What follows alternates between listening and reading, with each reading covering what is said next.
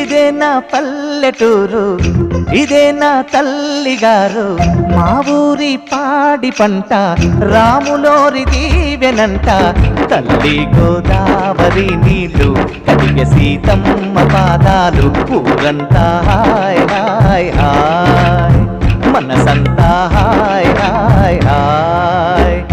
ఇదే నా పల్లెటూరు, ఇదే నా తల్లిగారు, మా ఊరి పాడి పంట రాములోరి దీవెనంట.